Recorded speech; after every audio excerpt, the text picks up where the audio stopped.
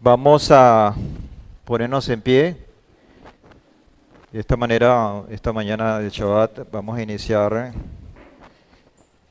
la jornada o a continuar la jornada.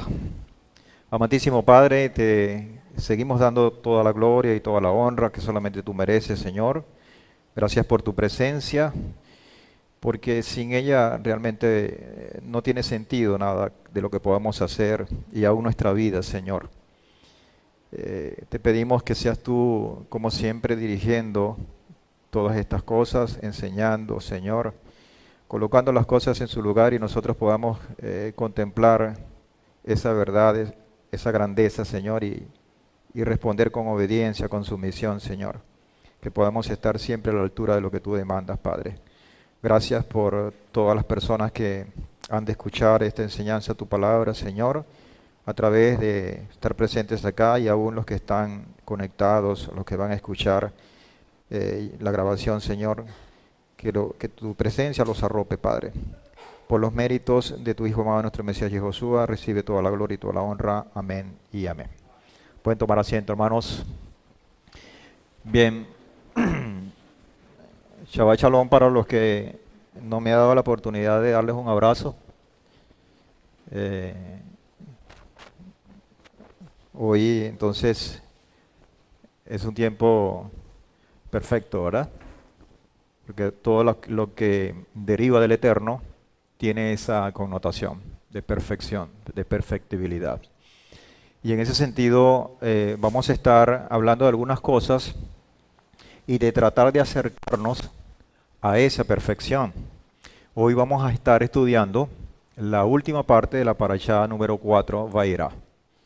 Recordemos siempre que hemos dividido cada porción o cada parashá en 3 segmentos. Hoy nos toca entonces en nuestra Keilah Justo de las Naciones acá en Cabimas estudiar la última parte de esa porción Vairá, que está pues anclada en el capítulo 21 verso 9 hasta el capítulo 22 versículo 24.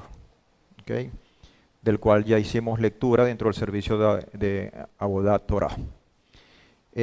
Vamos a estar leyendo en Mateos capítulo 20, 20 al 28, porque ya el Haftará está, que está en Isaías 53, 1 al 12, ya fue leída en el marco de ese servicio inicial.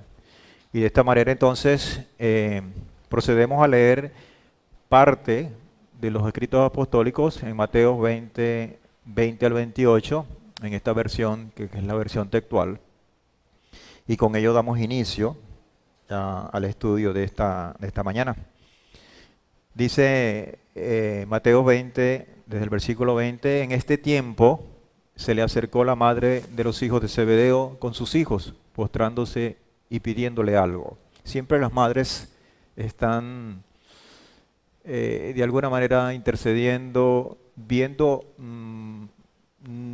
muchas veces no por sus propios ojos, sino por los ojos de sus hijos. Esa es una cosa que quizás es inevitable para cada madre. Yo no puedo hablar por ellas, porque obviamente no es el rol que estoy ocupando, pero sí puedo hablar como hijos de una madre que fue abnegada. Y ese brillo y esa condición de madre siempre, siempre se ve reflejada en todos ustedes, en cualquier circunstancia. Eso hay que dejarlo claro. Y hoy precisamente, en base a esa, que es más que un sentimiento, vamos a estar hablando algunas cosas. Dice entonces el verso 21, él le dijo, ¿qué deseas? Le dice, di que estos dos hijos míos se sienten en tu reino, uno a tu derecha y otro a tu izquierda, porque claro, toda madre quiere lo mejor para sus hijos. Y la verdad que esta madre estaba apuntando bien alto, porque sentarse uno a la derecha y otro a la izquierda del trono de Yehoshua es algo muy alto. De manera que en el verso 22 del capítulo 20 de Mateo le dice, respondiendo Yehoshua, le dijo, no sabéis qué estáis pidiendo. Y a veces, claro, el desconocimiento de muchas cosas no debe ser excusa, porque por mucho sentimiento, en este caso materno que haya, no debe transgredir o no debe superar lo que el Padre ha puesto como principios. El caso de Sara, por ejemplo, vemos una combinación al principio, una combinación de esos sentimientos como madre y esa condición profética puesta en ella como palabra. Y esto hay que verlo con mucho detenimiento, porque parte de eso ustedes leyeron y todos leímos en la porción de esta semana. Entonces el maestro Yehoshua le dice, no sabéis lo que estás pidiendo. Y le responde con una pregunta como es usual en él. ¿Podéis beber la copa que yo estoy por beber? Le responden, podemos. Y se sienten calificados para ello. Y dice el 23, le dice, a la verdad de mi copa beberéis, pero el sentarse a mi derecha e izquierda no es mío darlo. Ni siquiera yo tengo la potestad de decir y seleccionar los que se van a sentar allí, en ese sitio privilegiado. Y dice, no es mío darlo, sino que a aquellos para quienes ha sido preparado por mi Padre. Aquellos quienes han sido seleccionados por mi Padre a ocupar dicho lugar. Y cuando oyeron estos, los 10 que estaban allí se enojaron a causa de los 2 hermanos. Me imagino que decían que osados son ustedes el pedir semejante cosa. Entonces Josué los llamó y les dijo, ¿sabéis que los gobernantes de las naciones se enseñorean de ellas y los grandes ejercen su autoridad sobre ellas? No será así entre vosotros, le dice el propio Josué, sino que el que quiera llegar a ser grande entre vosotros será vuestro servidor. Y entonces da como una especie de pista, como una especie de señal para que aquellos que pudieran estar optando un lugar alto dentro del reino se ajusten a esta norma, ser servidores. Y dice, y el que quiera ser primero entre vosotros será vuestro esclavo, así como el Hijo del Hombre no vino para ser servido, sino para servir y dar su vida en rescate de muchos. Y allí entonces terminamos la porción de los escritos apostólicos por esta mañana. Claro, hay tantas cosas que decir, pero es una tentación desarrollar esto y tenemos que estudiar Torah. Este es el marco, digamos, teórico en cuanto a los escritos apostólicos que nos van a servir de referencia para el estudio esta mañana. Y precisamente en el estudio de esta mañana, el eje central, por lo menos al inicio, va a estar centrado en esa palabra, herencia. Una palabra que se ha quedado desde que fue pronunciada, y más que una pronunciación, fue vivida como parte de unas promesas a su pueblo en los inicios, especialmente a Abraham, la heredad de un pueblo. Y yo les digo, anteriormente, cuando uno comenzaba a dar pasos dentro de la fe, quizás la palabra herencia no tenía mucho significado. Quizás la palabra heredad para nosotros no tenía mayor significado del que deriva del diccionario y lo que representa en teoría literal esa palabra. Pero cuando uno empieza a estudiar la Torá y con ello todas las palabras proféticas o promesas del Padre, cuando uno escucha esta palabra heredad, uno la percibe con otros ojos, la percibe con una condición diferente, por muchas razones, pero una de ellas, que creo, por lo menos es la que más me mueve, yo soy parte de esa heredad, porque la pronuncio con sentido de pertenencia. Ahora, ¿qué tanto hace el Padre para darnos esa heredad a nosotros como sus hijos? ¿Y qué tanto nosotros como hijos somos dignos de esa herencia? Porque siempre debemos recalcar la condición de participación de nosotros como hijos, como pueblo, de la demanda que el Padre ha colocado en nosotros para ver mi grado de responsabilidad en todo esto. Esta mañana hay 3 o 4 personajes, por lo menos evidentes en los segmentos que leímos en la Torá.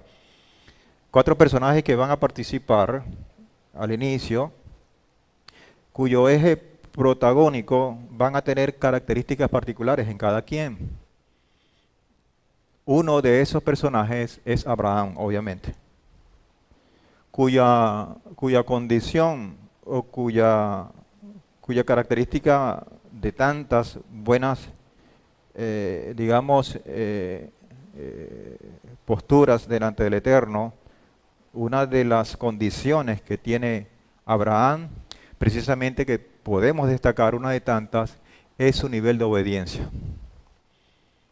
Y usted puede no estar de acuerdo conmigo, y claro, ¿por qué que decir a Abraham, bueno, dame las particularidades o todas las cosas que resaltan de nuestro padre Abraham? Y inmediatamente la fe es la que salta, la justicia, la amabilidad, todas tantas cosas. Pero hoy quiero destacar esa, precisamente la obediencia, que es quizás el motor que va a generar todas esas otras condiciones dignas de ese hombre, que es tomado como padre de multitudes. ¿Okay? El otro personaje que está, obviamente, es Sara, su esposa, cuya condición que podemos resaltar es defensora, como esa madre que vimos en los escritos apostólicos en Mateo 20. Es una madre que quizás en la parte básica del sentimiento como madre lo aflora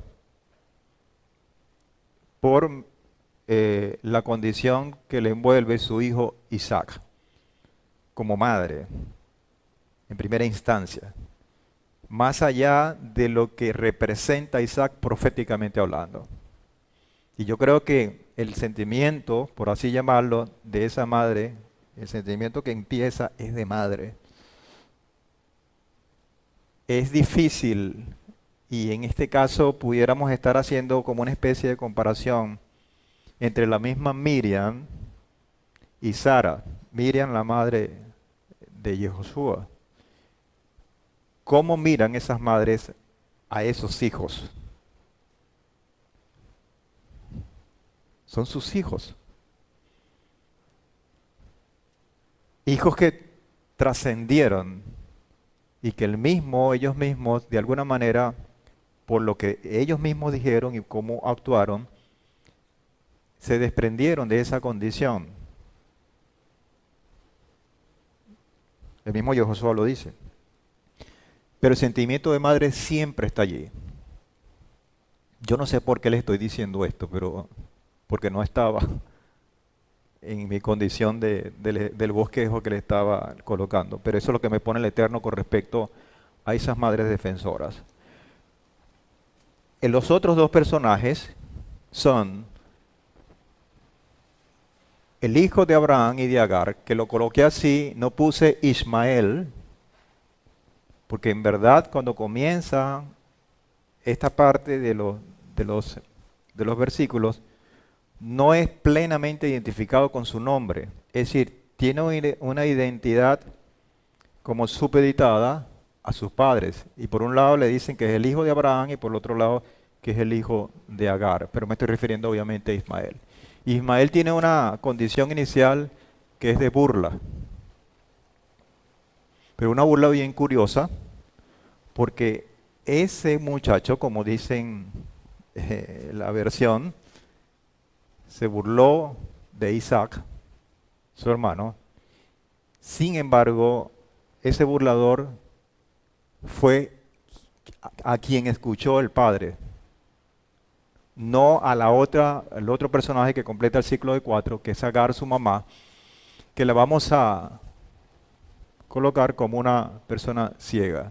Fue incapaz de ver el pozo en el cual significaba la vida, y por su misma condición fue arropada, porque prácticamente la botó Abraham, su hijo se estaba muriendo, exacto, y todo eso embotó su mente hasta el punto de no ver la salida.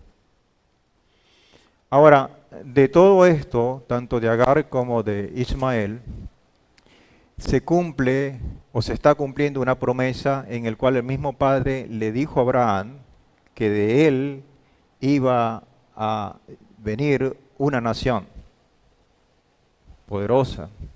Y hoy vemos delante de nuestros ojos ese mapa del Medio Oriente, en el cual lo que está destacado en amarillo es nada más y nada menos que el pueblo árabe, de donde desciende todo precisamente Ismael.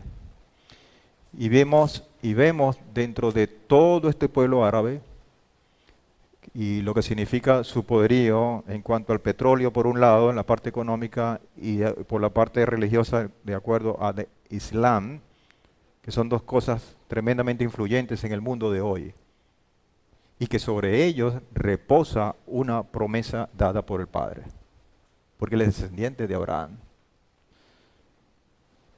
Pero por el otro lado de Abraham y de Sara hay una cosa, una descendencia que es muchísimo más grande, en el cual estamos englobando a toda la tierra. Y que destaca una cuestión importante, que es cómo llegar esa promesa en Abraham para que llegue a toda la tierra. Y aquí entonces vemos la conexión que existe entre Yehoshua e Isaac.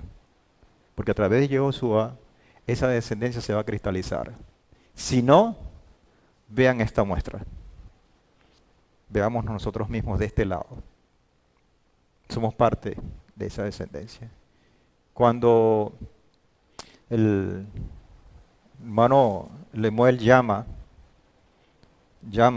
a cada uno de los lectores, le dice el nombre profético y le dice Ben Abraham.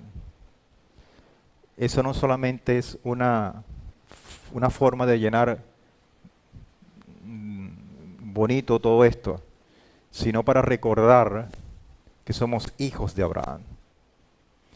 Y eso lo debemos sentir, quizás pudiera decir hasta con orgullo, un orgullo sano, ¿no?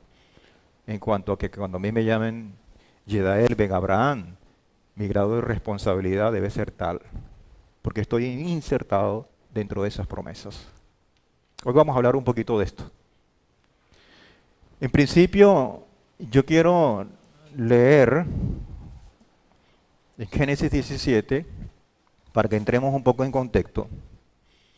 Y en este caso colocamos a propósito una versión que creo que es la versión K2, porque resalta algunos elementos que vamos a estudiar esta mañana. Y en Génesis 17, capítulo 15, capítulo 17, versículo 15 al 19, dice, Elohim dijo a Abraham, para que más o menos nos acordemos de esa historia reciente. Elohim dijo a Abraham, en cuanto a Sarai, tu esposa, no la llamarás más, o no la llamarás Sarai, que entre otras cosas significa burla. Su nombre será Sara, que tiene un nombre quizás más acorde con el llamado, con el propósito del cual había sido llamado Abraham, que significa princesa. Y dice Elohim, se lo está diciendo a Abraham, que yo la bendeciré a ella como madre, pero además yo te daré un hijo de ella. Yo la bendeciré, yo lo bendeciré, es decir, hay una bendición para la madre y hay una bendición para el hijo. Yo lo bendeciré y él se convertirá en naciones. Mientras que a Ismael le dice que de él descenderá una nación poderosa, numerosa, etc. Sobre Isaac reposa una condición muchísimo más contundente y lo engloba en una palabra que se llama, él se convertirá en naciones. Y más dice, reyes de pueblo vendrán de él. A esto Abraham cayó sobre su rostro y se rió. Así que no solamente se rió en su momento Sara, sino también el propio Abraham lo hizo. Él pensó para sí, nacerá un hijo a un hombre de 100 años, dará a luz Sara con 90. Y entonces coloca de frente y rompe el sentido, el peso profético que se estaba, de esa palabra que estaba siendo emanada del propio Padre. Y lo rompe con una postura totalmente natural. Y eso lo estuvimos estudiando la vez pasada. Y dice en el verso 18, Abraham dijo a Elohim, desde esa postura natural,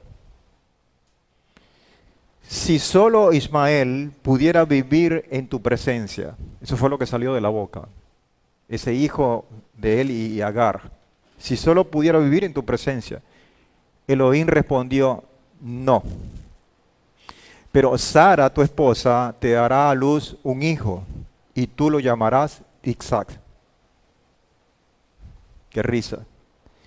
Yo estableceré mi pacto con él como pacto perpetuo para su cera, para su descendiente después de él. Usted y yo somos parte de esa cera, de esa descendencia. Repito, usted y yo somos parte de esa descendencia. Y esa palabra que está allí anclada en el capítulo 17, en el verso 19, hoy debe cobrar para nosotros una absoluta vigencia. Ahora, la pregunta es qué tanto usted y yo estamos haciendo para ganarnos ese tremendo privilegio, ese tremendo derecho, porque es una herencia que se nos está dando. Cuando dice, yo estableceré mi pacto sobre él, sobre Isaac, como pacto perpetuo para su descendencia después de él. Y yo quiero, de parte del Señor, de verdad, hablar un poquito de ese compromiso que envuelve la condición de ser parte de esa descendencia. De modo que tenemos una condición de hijos, que son los que heredamos.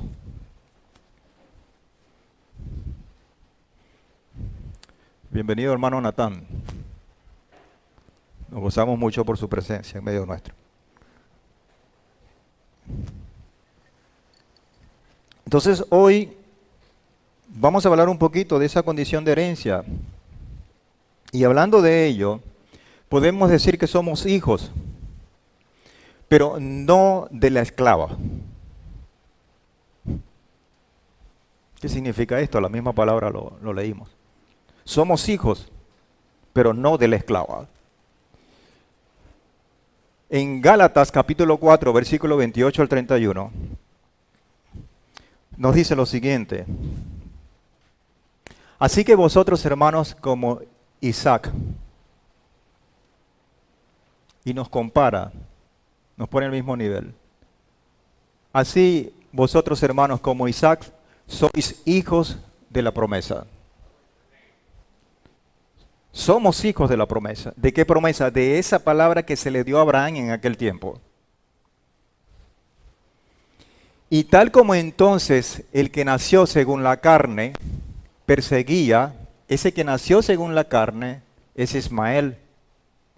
Y tal como aquel que nació según la carne perseguía al que nació según el Espíritu, que es Isaac, así también ahora. Así también ahora. O sea que tenemos suficientes elementos bíblicos para decir, vamos a ser hostigados por aquellos que pretenden ser hijos y no lo son. O por lo menos un hijo con heredad. Pero, ¿qué dice la Escritura? Echa fuera a la esclava y a su hijo. No dice que lo dijo Sara, sino que lo dice las Escrituras inspiradas por Hashem. Echa fuera a la esclava y a su hijo, porque no heredará el hijo de la esclava con el hijo de la libre. Por tanto, hermanos, no somos hijos de la esclava, sino de la libre. Baruch Hashem. Muy bien, aquí está todo bien, perfecto. Y todo el mundo se para y dice aleluya, gloria al Eterno y todo esto. Y eso está bien, que sintamos júbilo, que sintamos gozo por esa condición que se nos ha otorgado a través de Yehoshua, lo podemos entender claramente. Pero ¿qué involucra esto? ¿Qué involucra esa condición de que no somos hijos de la esclava, sino de la libre? Más allá de la emoción que eso significa, más allá de todo el peso profético en el cual podemos verlo con claridad. Más allá de todo esto, ¿qué cosas involucran nuestra vida para ser dignos de semejante condición? Y entonces allí es donde tenemos que revisar, sobre todo en este tiempo, cuando apenas faltan algunos días, podemos llamar así, para ese sonido de trompeta, ese sonido de chofar. Y la única condición que podemos revisar en cuanto a la relación de no ser hijos de la esclava, sino de la libre, es una relación de pacto, en el cual hay un Padre eterno que está descendiendo y hay unos hijos que somos nosotros que debemos permitirnos ascender. Son dos movimientos. Porque en la condición de pacto se da eso. Cada quien tiene una responsabilidad. El Padre colocando sus condiciones y nosotros obedeciéndolas. Y ahí somos uno. Claro, cuando se nos coloca de esta manera, ya ese júbilo preliminar que sentimos cuando decimos somos hijos de la promesa y todo, como que tenemos que revisarlo con mucho más cuidado. Porque allí hay una dosis alta de demanda en obediencia, en sacrificios, en buscar las cosas del Eterno y apartar las otras cosas. Entonces ya como que esa parte del pacto a mí como que no me gusta mucho. Pero están allí y no están precisamente con letras chiquitas como dicen los contratos en la parte secular. Están en letras igual de grandes como las promesas también. Y hay dos cosas que para mí son determinantes en esa condición de reciprocidad en el cual el Padre desciende y nosotros subimos. Hay muchos ejemplos bíblicos en el cual eso se da, unos muy evidentes y otros no tanto. Pero estos dos son claves para nosotros, que es Sinaí y ese momento cuando Él nos da la Torá, por un lado, y el otro lado evidente, cuando Él baja y nosotros subimos, es con su Hijo, con el madero, que Él fue capaz de darlo, de sacrificar a su Hijo en el madero, pero nosotros ascendemos con Él en la resurrección.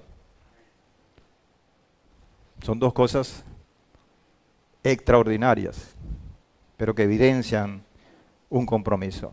Delante de todo esto, en esa relación de pacto, lo que más destaca en nosotros, hijos de la libre, es una condición de obediencia. Y en eso Abraham nos está dando un tremendo ejemplo. Que es la parte que nos toca. Ascendemos a Él a cumplir esta relación de pacto en cuanto subo o elevo mi nivel de obediencia. Y vamos a ver en las características de un hombre llamado Abraham cómo él evidenció lo que estaba en su interior, de lo que estaba hecho realmente. Esa obediencia podemos decir que se traduce ahora como santidad. Y precisamente es el tema que estábamos desarrollando o terminamos de desarrollar en la senda de los justos. Y quería tomar algunas cosas, aprovechando que hoy un poco más de audiencia que la que tenemos los días miércoles, para poder revisar y poder ver a través de toda esta escalera de ascenso que comienza con el nivel de vigilancia y que ahorita estamos con la santidad, para estar muy cerca del máximo propósito que es hacernos uno con el Eterno. Ya nos faltan 3 escalones. Ya visto la santidad, que lo vamos a iniciar esta misma semana. La relación entre obediencia y santidad es muy estrecha. Dice la palabra, acá en Levíticos capítulo 20, versículos 7-8, santificaos, sed santos. Y es imperativo, es una orden, no tiene un condicionante. y lo dice en forma muy reiterada, santificados, sé santos, y da una razón, dice, porque yo soy Adonai vuestro Elohim. Y si nosotros pretendemos hacernos uno con Él, tenemos que estar en la misma condición que Él, ser santos igual que Él.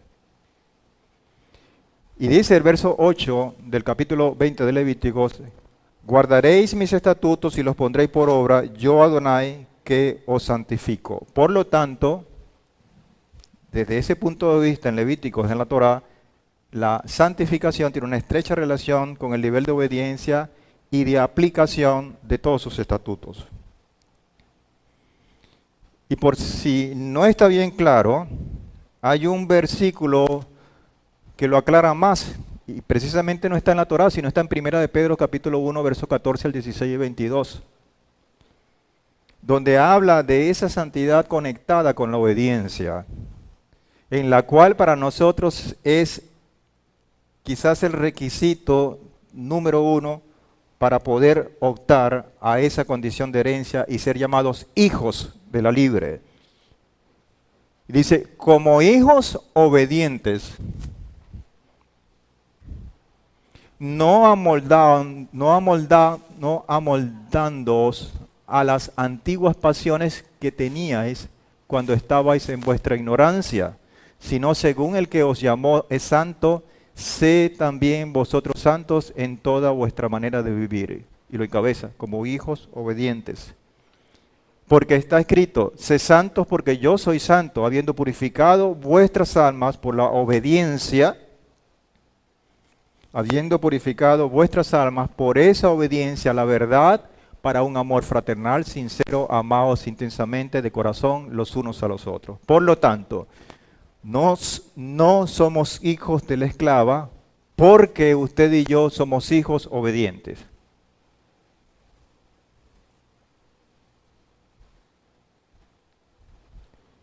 Esto es mucho más que sentir un júbilo, un gozo en el cual se nos otorga un derecho. Es un compromiso delante del Eterno. Cuando la misma palabra habla de que no nos podemos amoldar a esa esclavitud de antiguas pasiones, cuando estabais esclavos en esa ignorancia, sino que tenemos que cambiar la condición. Nos están diciendo, ustedes tienen que proceder, tienen que actuar, tienen que pensar de acuerdo a lo que han sido llamados. Si son hijos libres, deben ser hijos obedientes. No hay otra forma de identificarlo. Entonces comencemos con esto. Los sabios expresaron esta idea al decir, en cuanto a esa reciprocidad por parte del Padre que desciende y por parte de cada uno de nosotros que asciende, los sabios lo han identificado, en este caso en el Yomá 39, en el parte del Talmud, de la manera siguiente, con una frase muy contundente, dice, si el ser humano se santifica a sí mismo un poco, si usted y yo nos santificamos, aunque sea un poco, del cielo lo santifican mucho. Si se santifica aquí abajo, lo santificarán allá arriba. Entonces tiene una doble responsabilidad en cuanto a la reciprocidad. Todos sabemos y creemos que nuestro Padre es fiel. ¿Quién va a dudar de eso? Y que Él va a cumplir parte de esa promesa en descender y darnos. Eso no lo pongamos en duda. Disculpen la expresión, el rollo está en la otra flecha que va de aquí para abajo, de abajo para arriba. Y ahí es que tenemos que ser acuciosos. Porque lo otro, el descenso, está garantizado. Y el sello de garantía lo pone el Eterno en su palabra, a través de su fidelidad.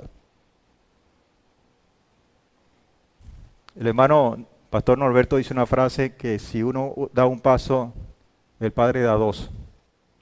Y es la forma de interpretar nuestros sabios de acá, de Justo de las Naciones, a los sabios del pueblo judío. Una forma muy coloquial de decirlo.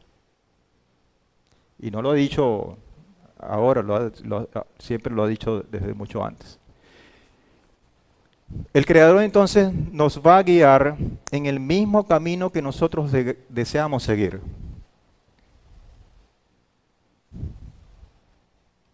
para bien o para mal. Vemos el caso para mal, Faraón. Se empeñó y el padre lo que hizo fue afincarse en su terquedad. ¿Ese es el camino que tú quieres de terquedad? Bueno, sigue siendo terco y redobló su terquedad ante el pueblo. Pero claro, como estamos hablando de hijos de la libertad, yo escojo el camino de la libertad. Porque sé que el Creador nos va a guiar en ese mismo camino. Y dice Salmos 84:11 de una manera muy contundente.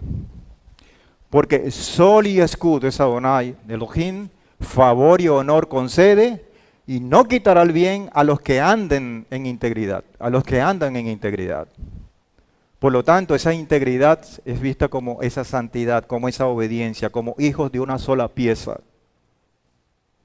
Y Él lo garantiza con lo que representa el sol como vida, como lumbrera, como condición de esa luz que emana de su presencia y como condición de un escudo que protege, porque obviamente está dando fe de que hay amenazas. Él promete esa guía, esa luz, esa vida, y también promete ese escudo protector de Adonai a aquellos a quien anden en integridad. Por lo tanto, el Creador nos guiará a aquellos que andemos en integridad, a ser más íntegros. Y hemos resaltado muchas veces lo que dice al final Apocalipsis. El impío será más impío y el justo será más justo, y el que se santifíquese más. Porque esas brechas se van a pronunciar en los días finales. Esto quiere decir que la adquisición de santidad solo es posible cuando la persona trabaja intencionalmente para adquirirla. Por lo tanto, aquí se derriba quizás un mito religioso en el cual la santidad es otorgada como parte de un derecho, y en parte pudiera ser verdad cuando nosotros levantamos la mano en una campaña y le decimos: yo acepto a Jesús como nuestro Salvador, como mi guía, etc. Ahí inmediatamente se nos da un ticket, un derecho. Pero el ticket es para correr la carrera, eso no garantiza que vamos a llegar a la meta. Nos da la opción, sí, de entrar. En este caso, entramos a los atrios, pero la idea es llegar a la misma presencia del Eterno en el lugar santísimo. Entonces, la adquisición de la santidad solo es posible cuando usted y yo trabajamos con esa intención. Trabajamos intencionalmente para adquirirla. Yo quiero trabajar mi santidad. Yo deseo trabajar mi santidad. Mi meta es trabajar en santidad. Ahora sí podemos entender, quizás con mucha más claridad, lo que dice la misma palabra, que sin esa condición, sin santidad, nadie verá al Eterno. Los hijos obedientes no pueden heredar santidad. Los hijos desobedientes son parte de ese Ismael que está escrito anteriormente, que leímos, siguiendo el camino particular que lleva a ella. Y entonces el Eterno le habilitará el camino, ayudándolo en el mismo sentido que él había decidido seguir, y hará que resida en él su santidad y lo santificará. Dicho esto, hermanos, vemos lo que describe Pablo, Rab Shaul, en Romanos capítulo 8, versículos 16 al 17, donde dice: el Espíritu mismo da testimonio con nuestro espíritu. ¿De qué? De que somos, usted y yo, hijos de Adonai. Y dice: y si hijos, si somos hijos, por implicación propia, somos también herederos. Y quizás esa fue la palabra que destacamos al principio de este estudio, a la herencia. Pero claro, cuando nosotros leemos eso que estaba en el Nuevo Testamento y hablamos de hijos con herencia, lo entendíamos en parte porque obviamente no teníamos la condición de Torá en ese momento. Hoy sí la tenemos. Es decir, hoy el compromiso de nosotros es mucho más alto, el nivel de exigencia es mucho más alto porque la revelación es mucho más alta. Y si hijos, también herederos. Por una parte, herederos de Adonai, y aquí todo el mundo, gloria al Señor, aleluya, bendito sea el Eterno, y con mucha justificación, con toda la justificación, porque eso es así. Pero no podemos despreciar la otra parte del versículo 17. Dice, por una parte herederos de Adonai y por la otra coherederos con el Mesías, ya que juntamente padecemos para que juntamente seamos glorificados.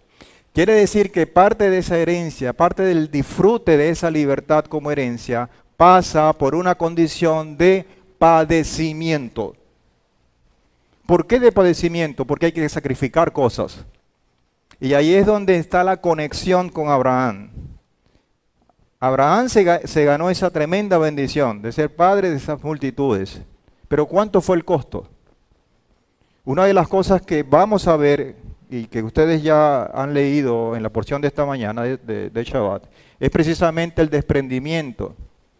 Es precisamente la gran prueba. Nada más y nada menos que muere tu primogénito, al que te costó, al que amas.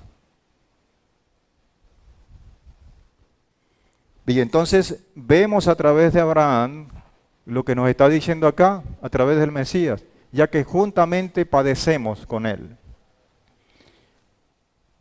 Obviamente ese sacrificio que hizo Mashiach, visto desde este punto de vista, y valga la redundancia, se magnifica, porque él llevó lo que nosotros teníamos que llevar. Es decir, a Abraham le tocó solito llevar todo el peso. Ahí no había un Mesías por ninguna parte. Nosotros sí lo tenemos. Nosotros sí lo tenemos. No sé si me estoy explicando. Ya que juntamente padecemos para que juntamente seamos entonces glorificados. Por lo tanto, esa obediencia que llevó a ser catalogado a Abraham como padre de la fe, esa obediencia se alcanza, por un lado, con esfuerzo y por otro lado, con sacrificio. Esfuerzo es visto en el diccionario como una acción de emplear gran fuerza, tanto física como moral, con algún fin determinado. Y eso suena muy técnico, pero es una verdad. Dentro de la descripción del hebreo, fuerza o esfuerzo es visto como hazak, que es fijar en, atrapar, agarrar, ser fuerte, valiente, curar, ayudar, reparar, obstinar, atar, restringir y conquistar. Eso es lo que nosotros estamos siendo llamados cuando dicen tenemos que esforzarnos por conseguir la santidad. Tenemos que anclarnos en esa plataforma, en fijar nuestra mirada en ello, en atrapar los deseos del Eterno que se conviertan en mis deseos, que asirnos, agarrarnos fuertemente a eso, con valentía, curando las cosas que deben ser curadas de nuestra alma, ayudándonos, primero nosotros y después los demás, reparando, hacer ticún, siendo obstinados, siendo en el mejor sentido de la palabra, siendo perseverantes, atando, restringiendo muchas cosas para nosotros y conquistando nuevas cosas. Eso es el llamado que tenemos que recibir de parte del Eterno para ser dignos de esa posición como hijos herederos, dignos herederos de la libertad. Eso por un lado el esfuerzo, pero el sacrificio significa por un lado que a través, y lo vemos en el oficio propio sacerdotal, del pueblo de los levitas como tal, colocaban animales, los sacrificaban para acercarse de esa manera a Hashem.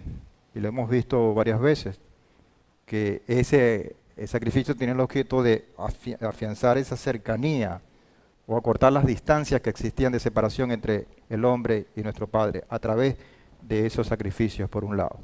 Y por otro lado se pueden ver también como una evidencia de nuestra obediencia, que es lo que se ve en el ejercicio del sacrificio a Isaac, por este caso por Abraham. Viéndolo desde ese punto de vista, ese esfuerzo es visto, y esto lo describe Ranjal en todo el estudio de lo que significa la santidad. Ese es un esfuerzo que tiene un sentido y que sirve para dos cosas esencialmente. Por un lado, para separarnos, porque santidad es separación, kadosh, lo hemos visto, lo hemos detallado. Por un lado entonces significa separarse y por el otro lado significa desprenderse. Y aquí estas dos palabras, por lo menos en español, pudieran significar lo mismo, ser sinónimas.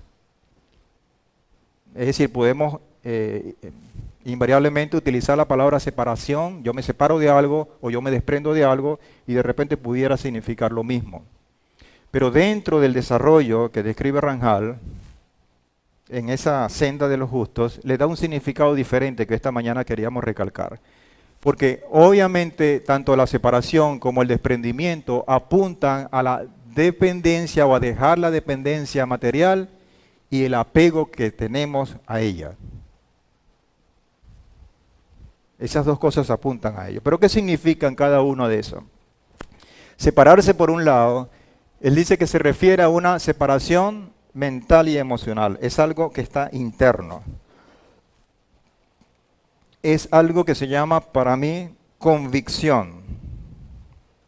Es una postura en cuanto a una actitud que yo tengo que colocar para luego pasar al desprendimiento, el cual se refiere a una separación de actos concretos. Esa es la evidencia, este desprendimiento a través de actos concretos, es la evidencia de la separación que se da en primer lugar en mi mente. Es decir, en otras palabras, la santidad o el proceso de santidad comienza acá y en mi corazón. No comienza con los actos. Y con esto no quiero desmeritar, evitar actos de bondad. Si nosotros no sentimos eso, por lo menos obliguemos nuestro ser haciendo actos. Y a lo mejor esto nos va a llevar a otra postura, a la postura de doblegar mi condición en mi mente. Y ese es el principio de los hábitos, malos o buenos. Usted comienza a desarrollar una cosa de la cual usted no está acostumbrado, y comienza a desarrollarlo, y comienza a desarrollarlo, y comienza hasta que eso forma parte de su ser. Cuando nosotros venimos a estudiar la Torah acá, y me incluyo, porque yo estoy estudiando con ustedes, solo que tengo el privilegio, el honor de estudiar antes, para exponerlo, pero igualito. Nosotros comenzamos un proceso, un proceso interno de convicción, de separación, que nos va a llevar a desprendimiento. Usted estudia, lee la Torah, empieza, obvio, lo complementa con toda la oración, y hace que usted haga un primer acto, venga a Shabbat, y usted está acá, ese es un acto. Entonces evidencia esa convicción que ha tenido con el Eterno. Okay. Esto lo vemos, esta condición de separación o de doble condición de desprendernos de lo material, lo vemos claramente en Pablo, en lo que él llama una transformación y una renovación. El célebre capítulo 12:2 de Romanos, que lo hemos leído varias veces, evidencia esa doble condición, tanto interna como externa. Y él dice, Romanos 12:2, no os conforméis al estilo de vida de esta edad presente. Y dice, en vez de esa conformación, de amoldarse a esa condición de esta edad presente, más bien sean transformados. Y esa transformación va a venir por medio de una renovación de vuestra mente, para que veáis entonces sin duda alguna que la buena voluntad de Adonai es indudablemente agradable y perfecta. Si esa condición no se da, quizás vamos a venir obligados y vamos muchas veces a detectar que la voluntad de Adonai, sabemos en nuestro intelecto que es perfecta, pero oye, para mí no es agradable, porque me cuesta. Y eso es normal que lo sintamos muchas veces en algunos de los aspectos. Eso lo que está diciendo es que hay cosas que tienen que ser renovadas dentro de tu mente. Eso es lo que nos está diciendo, eso es un termómetro. Hay un proceso de santidad que está en desarrollo, que debe ser tratado. Y cada uno de nosotros tiene su proceso. Por lo tanto, hablamos de esa transformación como ese desprendimiento que estudió Ranjal en cuanto a que se refiere a la separación de actos concretos, pero que derivan indudablemente de una renovación, de una separación que se refiere a una separación mental y emocional. Todo esto, hermanos, todo esto lleva un esfuerzo. Por ello Abraham, ¿ustedes creen que para Abraham fue fácil? Póngase usted un momentico, segundos, en el lugar de Abraham. Coloquémonos un momentico por segundos en el lugar de Abraham. Entonces habla de un esfuerzo, pero que se debe convertir en acción, en evidencia. Es más, la acción, cuando tenemos un verdadero esfuerzo por adquirir, por arrebatar la santidad, la acción es automática, se va a brotar, aunque usted no piense o no esté tratando de evidenciar eso va a salir. Va a salir. Va a salir en las formas del lenguaje, de cómo se viste, de cómo piensa, de cómo trata, emerge. Y a usted le ha pasado, como me ha pasado a mí, que usted de repente está siendo transformado y no ve la diferencia que existe entre un hombre o una mujer que somos nosotros mismos de hace 2 años con lo que somos ahora, pero la gente allá afuera sí lo percibe. Es como la madre cuando tiene su hijo todo el día, o todos los días, porque obviamente su mamá no lo ve crecer nunca. Y viene alguien 2 o 3 años y se queda sorprendido, mire ese muchacho sí está grande, y uno no lo ve, porque lo está viendo todos los días. Son las acciones cuando uno empieza con el esfuerzo y la santidad, pero los demás sí lo notan. A mí me ha pasado muchas veces que las personas se me acercan después que hay una confianza y me dicen, bueno, pero ¿por qué tú no comes esto? ¿Por qué tú no dices las palabras y todo esto? Y usted también, pero es que lo hace de forma natural, porque forma parte de ese proceso. Y somos gente muchas veces anclados, gente rara, gente extraña, y que los demás nos leen de esa manera, pero usted está haciendo una relación con el Eterno y lo está llevando a eso. Por lo tanto, hay un esfuerzo y una acción que están allí ligadas, que están bien correlacionados.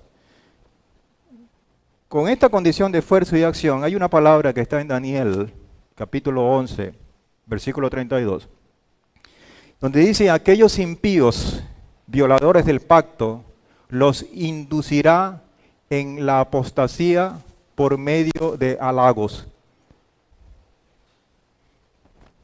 Esos son ellos.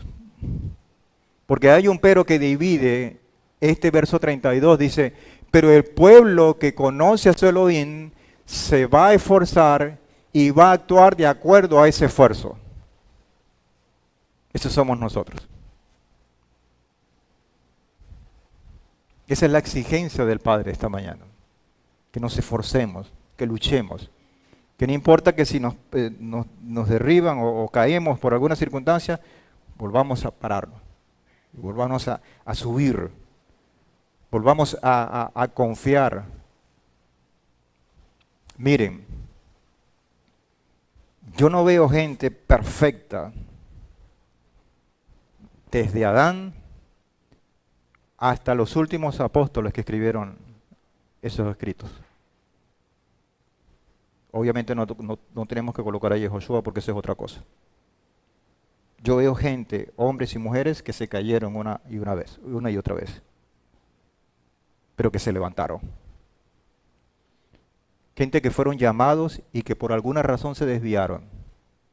y escucharon a tiempo la voz de hacer ticún, de hacer corrección, de pedir perdón y todo, y rectificaron y se pararon. Y hicieron su propósito. Hicieron lo que el Padre les demandaba. Eso es lo que yo veo.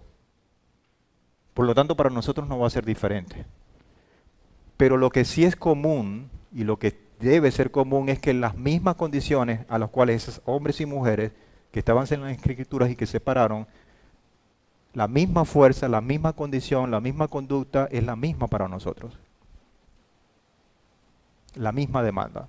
No hay ninguna diferencia.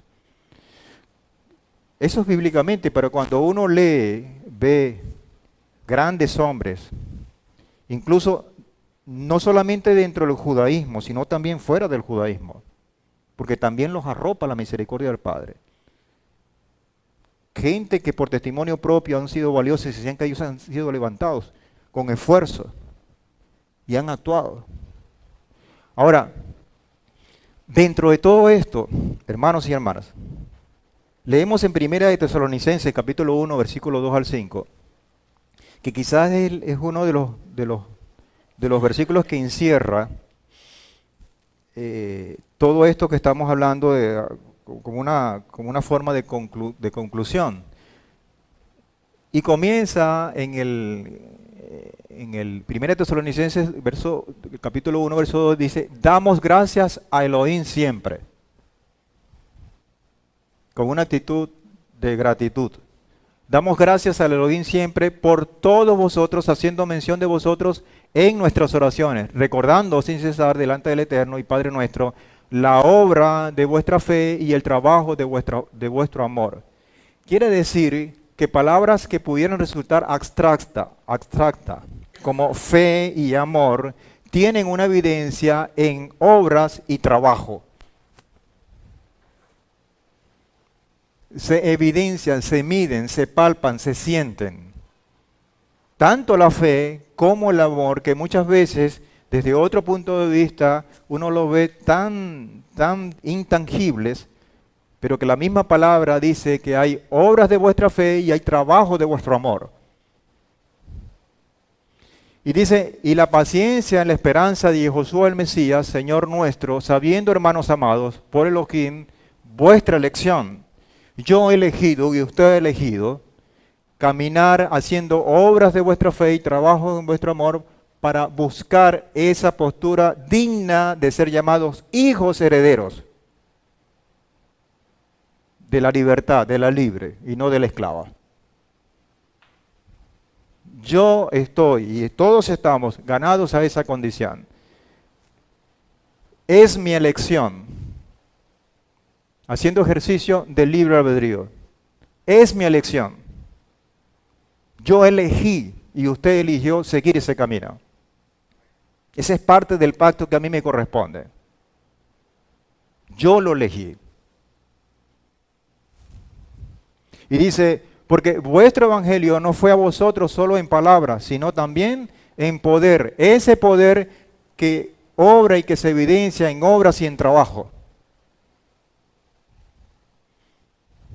Por lo tanto, al final dice, y con Espíritu Santo y con gran certidumbre, como sabéis, cuáles fuimos con vosotros por amor de vosotros.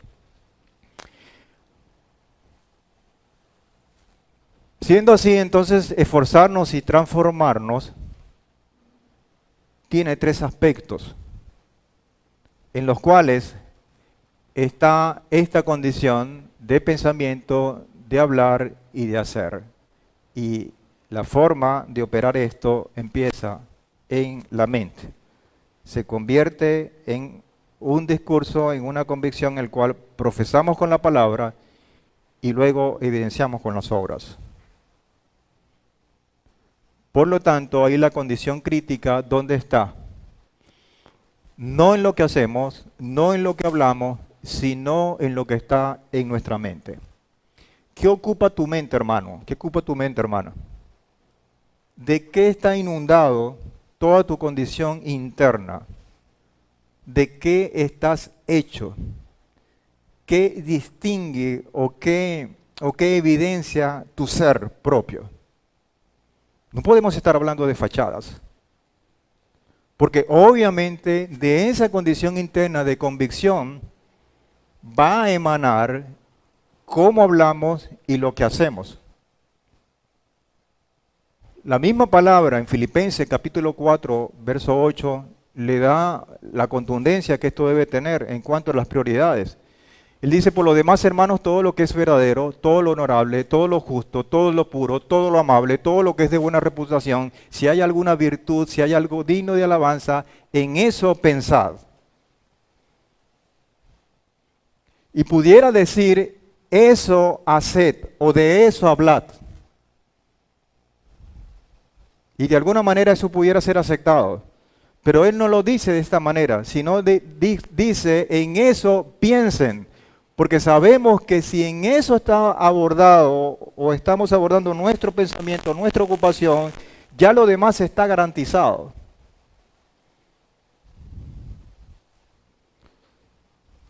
La mente es tan, pero tan potente, que a veces uno se queda viendo algunos estudios de Einstein y de otra gente que se ha atrevido a estudiar un poco la mente humana. A mí, yo no sé.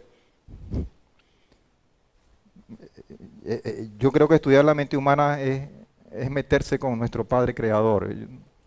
Eso simplemente se ve, esto lo hizo nuestro Padre, aquí tiene el sello de aprobación y eso está perfecto. Pero bueno, a nosotros lo que nos corresponde es pensar, hacer esfuerzos para ser transformados en esa condición. Lógico, ese pensamiento usted lo está alimentando con cosas. Ese alimento es a través, en principio, de los sentidos, los elementos sensoriales que el mismo Padre ha creado. A través de la vista, los oídos y todo esto, usted recibiendo información y está alimentando ese ser, ese pensamiento.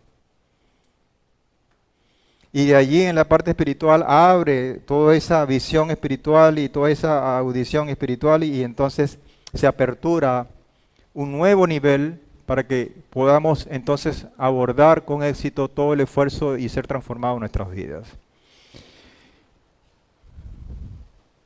¿Por qué todo esto? Y allí vamos a lo que está pasando a Abraham en este momento. Hay una pregunta. ¿Quién realmente es usted? ¿Quién realmente somos? ¿Quién realmente sois? ¿De qué estoy hecho? ¿Cuáles son mis convicciones? La única manera de saber quién realmente somos nosotros es someternos a prueba.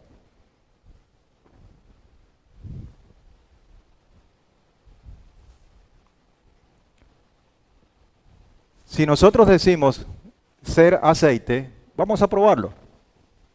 Vamos a verter un poco de aceite en un vaso y si flota, usted es aceite. Pudiera tener la textura, ser amarillito, tener esto, la condición de fluidez, etcétera, etcétera. Pero no hay otra condición para evidenciar lo que realmente somos, sino las pruebas a las cuales nosotros nos podemos estar sometiendo. Es decir, en la cual se va a evidenciar una separación entre lo que somos y lo que no somos. En lo que realmente somos en verdad, no lo que parecemos. Y no en lo que pretendemos ser o aparentar. Eso se logra a través de pruebas. Esto va a medir nuestro nivel de convicción de ese pensamiento. En eso pensad, como lo decía Pablo. En eso pensad. Y yo obviamente, como dice Salmos 116:9, me encaminaré, es mi elección, en tomar ese camino, en separarme, es mi elección, me voy a encaminar en esa separación en el cual yo voy a buscar la presencia de Adonai en la tierra de los vivientes, no en la tierra de los muertos. Es mi elección, yo lo voy a hacer. Les voy a poner un ejemplo práctico. En Éxodo capítulo 19, verso 11, Dice, y que estén preparados para el tercer día, porque el tercer día Shem descenderá a la vista de todos el pueblo y de todo el pueblo sobre el monte Sinaí.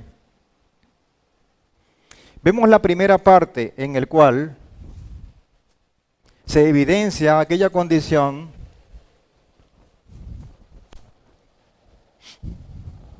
en el cual el Padre baja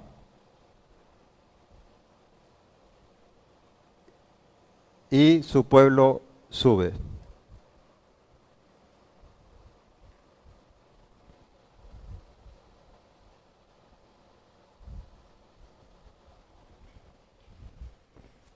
En esta condición, esa preparación es clave para que esto se dé. Sí, Shemot 19:11, y que estén preparados para el tercer día, porque el tercer día Shem va a descender a la vista de todo el pueblo sobre el monte Sinaí. Un hecho trascendental que marca la diferencia, y vamos a decirlo así, en términos de religión, en términos de fe, de sistemas de creencias en el mundo. Ningún pueblo, ninguna religión, ninguna creencia tiene semejante evidencia en el cual todo un pueblo fue testigo de un padre y de su mensaje para ese pueblo. Nadie se puede, digámoslo así, jactar de eso.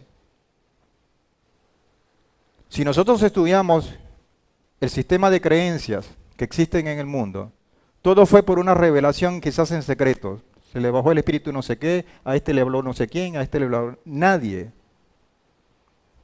Nadie puede decir que su Dios le habló a un colectivo, solamente nuestro Padre Creador. Nadie se puede jactar de eso. Pero ¿qué sucede? Hay un pueblo que tenía que subir. Y dice Éxodo 19, 14 al 15, le invito nuevamente a que en sus casas lean desde el verso 1 del capítulo 19 para que vean todo el marco del contexto. Y dice, y Moisés bajó del monte al pueblo y santificó al pueblo, y ellos lavaron sus vestidos, y dijo al pueblo, estad entonces preparados para el tercer día, y no os acerquéis a mujer. De manera que tenemos una santificación en 4 cosas o en 4 partes o niveles importantes. Primero se santifica el cuerpo, que es pasar por el cuerpo por un agua purificadora, una migbe, para ser libres de toda contaminación. Hubo santificación de la ropa, que es lavar sus vestiduras como un acto de purificación de lo que se evidencia, lo que está hacia afuera. Exterior, una manifestación, purificación exterior de la ropa, que es una extensión del cuerpo. Hay cosas que son extensión de su cuerpo, que se evidencian. Esas también deben ser purificadas. El pastor Norberto, en su reflexión, dijo algo muy importante, muy interesante, que es la santificación de objetos inertes en el Mishkan. ¿Se acuerdan? Lo explicó, y obviamente lo dice la Torá, que todos los objetos eran sagrados, santos, apartados en el Mishkan. ¿Por qué? Porque un objeto inanimado, inerte, puede ser objeto de santificación, porque va a ser la extensión de alguien que ha recibido y tiene el ejercicio de santificación. Por lo tanto, todo lo que nosotros podamos, de las cosas de las cuales nos rodeamos, de las cuales hacemos el ejercicio, deben estar en el mismo nivel. Nuestra Keilah, nuestro hogar, todo, mi ropa, todo, porque son extensión de lo que está dentro. Eso es una cosa que se va irradiando de dentro hacia afuera. Ahora, muchas veces nosotros nos descuidamos un poco en esto y decimos, bueno, yo estoy claro con Hashem. Claro, ahí hay otras cosas, pero nosotros tenemos que evidenciar qué somos. Santificación interna, que es estar en expectativa y preparar su interior en oración para poder entrar al pacto y no tener relaciones sexuales, el cual es una impureza ritual, lo cual evidencia más que el eximirse de tener relaciones sexuales, es evidenciar en actos lo que está precisamente en juego. Es la santificación del cuerpo, de la extensión y la santificación interna. Es quizás la evidencia para esto, de todo ello. En Hebreos 10, 9 al 10 dice, entonces ha dicho, he aquí, he venido para hacer tu voluntad. Y dice, quítalo primero para establecer lo segundo. En esa voluntad somos santificados por la ofrenda del cuerpo en Yehoshua, el Mesías, una vez y para siempre. Por lo tanto, hablando de este primer ejemplo en Sinaí, tenemos este segundo ejemplo, o esa segunda evidencia de bajar y subir en la presencia de Mashiach, en el cual él resalta una cosa, dice, entonces ha dicho, he aquí he venido para hacer tu voluntad. He venido para ser santo, si se quiere, para ratificar mi santidad. Dice, quítalo primero para establecer lo segundo. Y cuando nosotros vemos el contexto de quitarlo primero para establecer lo segundo, pudiéramos decir, bueno, es que está diciendo que quite la ley y la Torá y establece la gracia, como muchos han confundido esto. Y no es así, porque lo que viene hablando todo el contexto de Hebreo 10 es del sacerdocio. Quita el sacerdocio levítico, que ha sido una sombra de lo que el Padre te enseñó en un momento dado, y coloca el sacerdocio fruto o derivado de Melquisedec. Ese es el rey. Eso es lo que está diciendo ellos. Y dice, en esa voluntad que es la voluntad del Padre, ¿somos qué? Santificados por ofrenda del cuerpo de Yehoshua el Mesías una vez y para siempre. Y eso lo venía resaltando él, porque los sacrificios de los sacerdocios levíticos eran todas las veces, una vez al año, todos los años. Y esto solamente es una vez y para siempre. Pero está revestido de esta misma condición. ¿Qué nos queda a nosotros, hermanos? Al igual que hizo Abraham. Efesios 14, 12 al 13, a fin de educar a los escogidos para la obra del ministerio, para la edificación del cuerpo de Mashiach, una edificación del cuerpo de Mashiach. ¿Quién es el cuerpo de Mashiach? Cada uno de nosotros. Por lo tanto, cada uno de nosotros necesitamos ser edificados hasta que todos lleguemos a la unidad de fe del conocimiento pleno del amado Elohim, a un varón perfecto a la medida de la estatura, plenitud del Mashiach, que es el estudio que vamos a seguir esta tarde con el More Datiel, a la altura del Mashiach. Hasta que lleguemos a ese nivel. Claro, para llegar a ese nivel con este cuerpo es imposible. Pero el Padre también pensó en eso. Es decir, el nivel de santificación máximo con este cuerpo es imposible. Pero repito, el Padre compensó esa diferencia que faltaba. Y lo vamos a ver al final. Dice en Génesis capítulo 22, versículo 1, aconteció que después de estas cosas Elohim entonces probó. Elohim probó a Abraham y le dijo, Abraham, y él respondió, henme aquí. Elohim probó a Abraham. Aquí yo hice un stop estudiando esto y me hice una pregunta que la plasmé allí, se la voy a hacer también a ustedes. ¿Hashem se asegura de quiénes somos por medio de las pruebas? Si Él es el creador de todo lo que existe, incluyéndonos a nosotros, si Él no tiene límites en el tiempo, en el pensamiento, ¿por qué pudiera necesitar probarnos para ver quiénes somos? ¿Será que no es Hashem que necesita las pruebas? sino nosotros.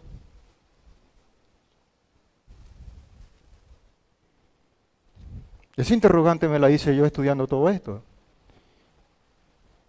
Y dice en 1 Corintios 10:13, no os ha sobrevenido ninguna prueba que no sea humana. Pero fiel es Adonai, quien no os dejará ser probado más de lo que podéis. Por lo tanto, el Padre sabe cuál es el nivel del cual nosotros podemos soportar. Por lo tanto, la respuesta a esta pregunta es que no necesita de las pruebas para ver de qué estamos hechos. Él lo sabe. Él lo sabe. Pero nosotros que estamos acá y pretendemos ascender, muchas veces no lo sabemos. Por lo tanto, ahí hay un esfuerzo en el cual cada uno de nosotros tenemos que hacer para buscar ese ascenso. Repito, Él no os dejará ser probados más de lo que podéis. Él es el primero que sabe cuál es el nivel de resistencia, de aguante que tenemos. Porque el Padre es fiel, el Padre no es mentiroso. Y Él me está diciendo, yo te voy a colocar esta carga, esto, y no va a poner más de la que nosotros podemos aguantar, porque Él sabe nuestra capacidad de aguante, pero nosotros no. Por lo tanto, la prueba es para mí,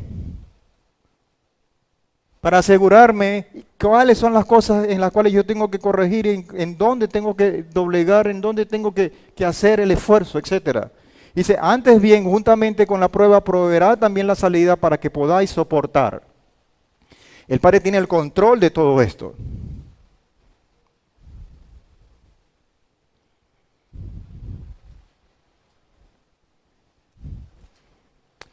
Gozo por no producir para la insignificancia.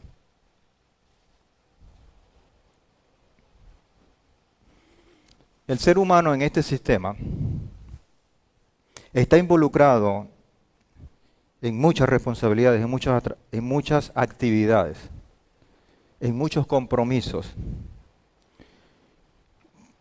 que lo llenan muchas veces de satisfacción,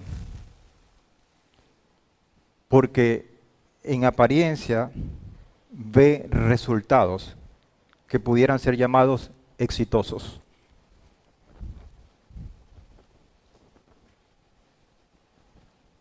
Pero hemos aprendido que el hecho no solamente es producir, que no podemos estar conforme con el hecho de que nosotros estamos produciendo, sino que estemos produciendo para algo que tenga sentido delante del Eterno. Porque pudiéramos estar produciendo para la insignificancia. Entonces vemos gente conforme con una profesión, gente conforme con un estatus político, con un estatus social, con una conexión con la gente poderosa, con X, con todo esto, con todo esto. Gente realizada porque tiene una casa hermosa, porque tiene todo esto. Y tiene una vida productiva. Y eso es como una cortina de humo, como un camuflaje. Y yo no digo que aquello es malo, pero tiene que ser consecuencia, fruto de una cosa mayor.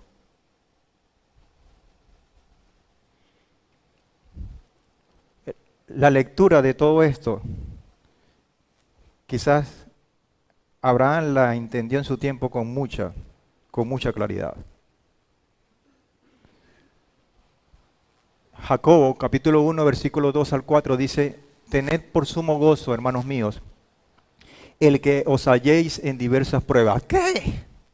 ¿Cómo yo voy a estar gozoso en esa tremenda prueba que estoy pasando? ¿Cómo? Eso es un masoquismo.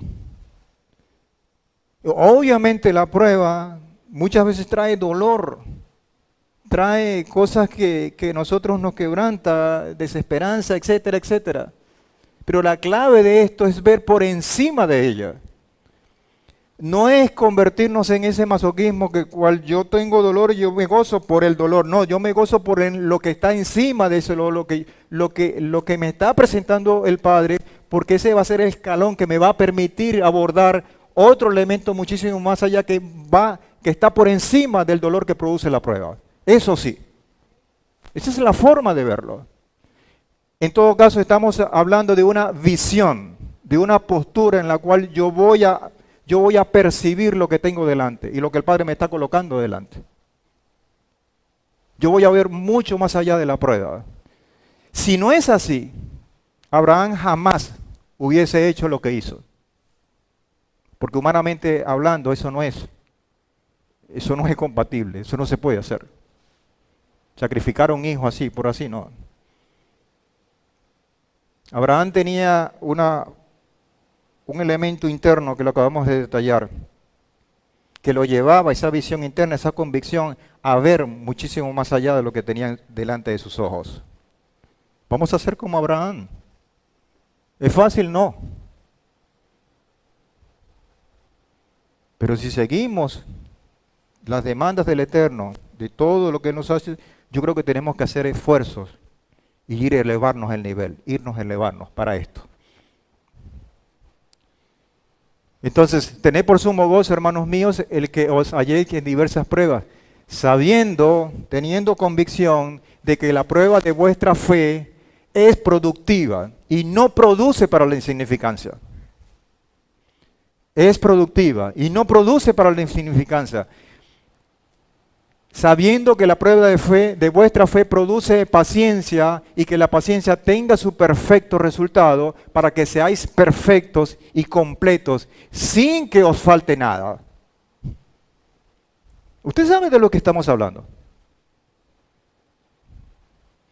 Habla de una paciencia, de una perfección, de algo que no necesita ser completado porque no le hace falta nada. Iba a decir algo, hermana María.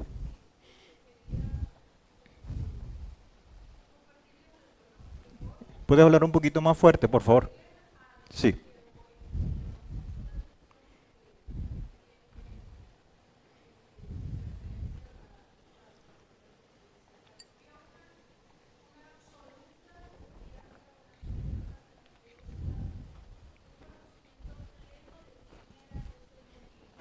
Sí.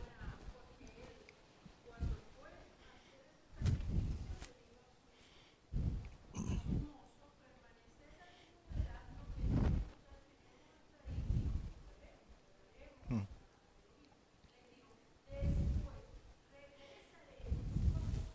sí. Mm, claro.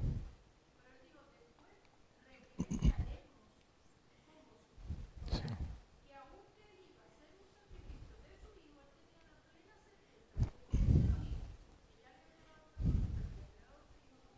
Así es. Y él no había leído Jacobo cuando eso, que le decía, el segundo va a soportar la prueba y va a darle la salida a esa prueba.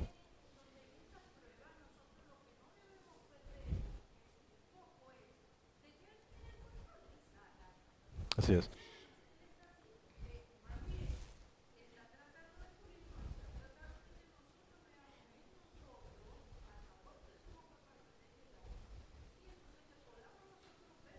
Así es.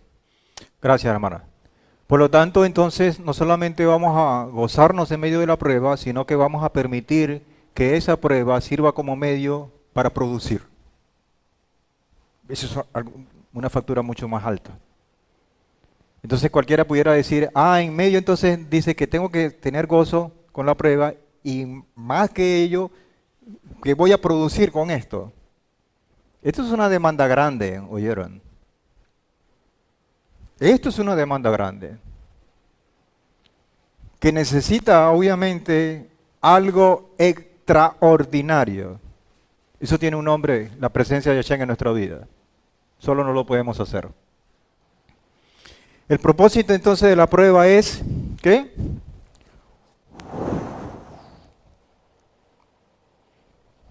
Es el propósito de la prueba. Abraham ya tenía, obviamente cuando hizo ese sacrificio, que es la prueba número 10 según los conteos que dicen nuestros sabios y todo esto, ya tenía un estatus alto, pero él estaba siendo llamado para más. Y con esto, el Abraham que subió no fue el mismo Abraham que bajó. Fue un Abraham muchísimo más elevado, muchísimo más cerca de la presencia del Eterno.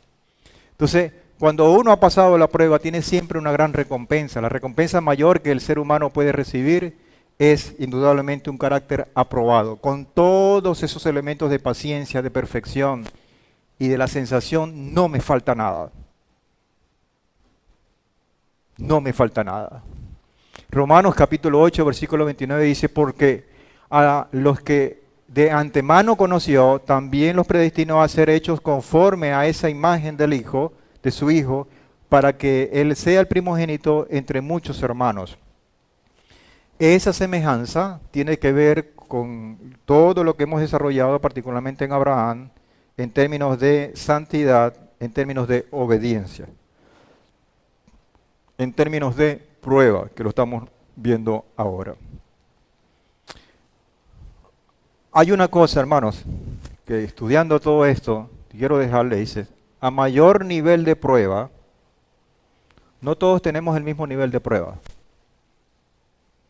porque no todos tenemos el mismo nivel de aguantar esa prueba. No todos tenemos el mismo nivel de prueba, porque no todos hemos sido llamados para un solo rol. Tenemos que tener eso bien claro. No porque fulanito es más santo, porque eso que está pasando él y la forma como lo está abordando, si a mí me lo hacen, yo no lo puedo aguantar. Por lo tanto, yo no. Él ha sido llamado a una cosa y yo he sido llamado a otra. Lo que tenemos es que pedir discernimiento al Padre. ¿Por qué? Porque a mayor nivel de prueba, mayor es la demanda de crecimiento. Si yo tengo una prueba grande, yo debo crecer más. A mayor nivel de prueba, mayor es el propósito que el Padre por el propósito por el Padre el cual nos está haciendo llamado. Si me está poniendo un propósito alto, tenga por seguro que mi nivel de prueba también es alto. Y a mayor nivel de prueba, mayor es el compromiso. Cuando uno ve este esquema, uno puede decir, oye, yo tengo sumo gozo por la prueba que estoy dando, porque el Padre me está pidiendo y la está permitiendo el Padre. Una prueba de muy alta factura, por lo tanto el llamado que estoy recibiendo es de alta jerarquía. Y no es para mi gloria, sino para Él. Él ha visto una cosa que yo no he podido ver. Porque esto que me está pidiendo el Padre es difícil, es muy complicado. Y en ese sentido, esa dificultad o esa complicación se tiene que medir en ese nivel de demanda, de crecimiento, de propósito y de inmiscuirme, cuánto yo me tengo que comprometer durante el Padre. Pero, ¿qué pasa? Que la mayoría de las veces, por falta de ese discernimiento, tomamos la parte mala de la prueba.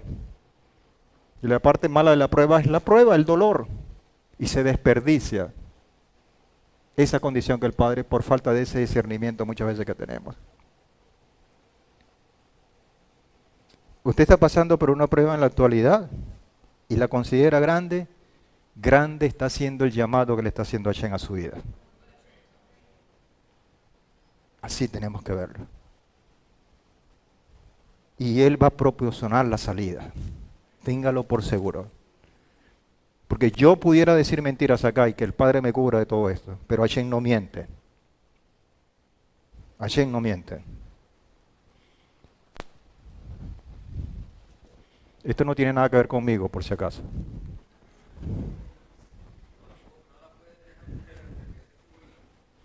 Chicos, yo tengo una experiencia tremenda y yo lo he puesto en algunas oportunidades con la bicicleta. Pero le pongo un ejemplo práctico de lo que anteriormente estábamos hablando. ¿Quién necesita mayor preparación y pruebas? De estas dos cosas que transportan, ¿quién creen ustedes que necesita? La respuesta es obvia, ¿verdad? ¿Por qué?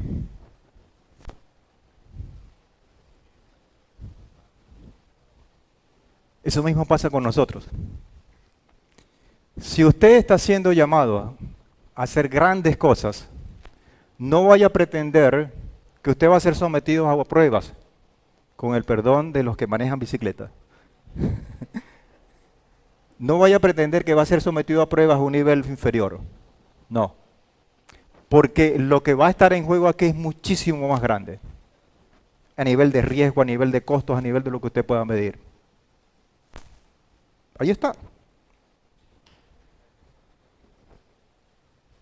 Por lo tanto, nosotros tenemos que tener esa condición de ver, cuando uno ve estas cosas en el lugar justo que el Padre está demandando, uno entonces consigue un aliento ir.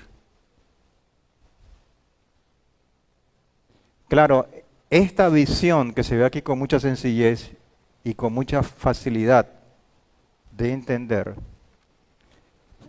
a lo mejor no la vemos tan clara cuando estamos pasando la dificultad, pero tenemos la otra herramienta que es la oración.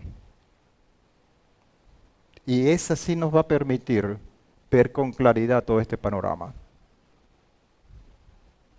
La intimidad con el Eterno. El ejemplo de Abraham. Abraham tenía un gran llamado, una gran demanda, por lo tanto no podía ser sometido a las pruebas como si fuera una bicicleta. Abraham era el cohete espacial, en lo cual tenía que tener toda una condición de rigurosa pruebas, ensayos, etcétera, etcétera, etcétera. Por la demanda del cual está siendo llamado. Génesis 22:2 dice, y dijo, toma ahora a tu hijo, tu único, a quien amas, a Isaac, y ve a la tierra de Moriah y ofrécelo allí con una ofrenda de ascensión sobre uno de los montes que yo te diré. Esa es nada menos y nada más de la prueba de ese cohete, entre comillas.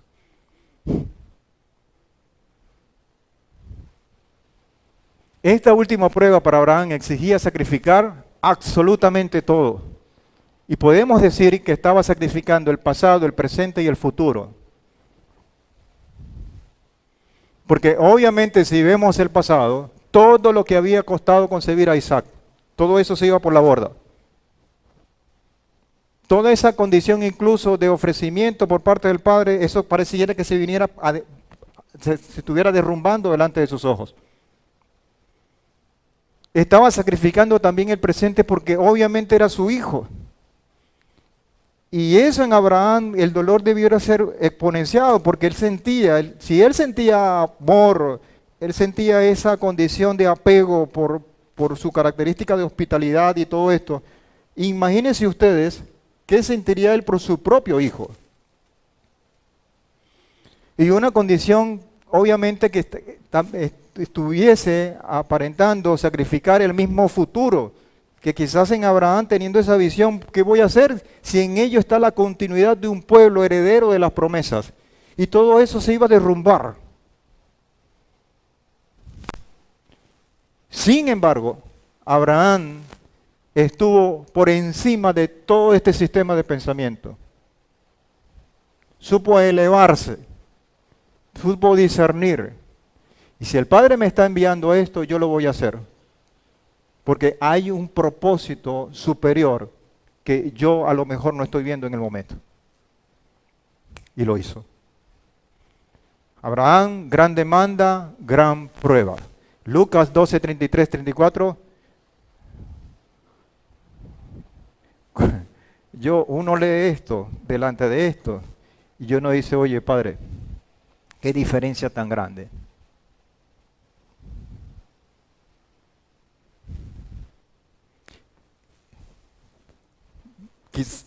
Y la percepción que uno cuando lee Génesis 22 y lee Lucas 12, 33 a 34, es una cosa que pudiera, que no es así, causar risa.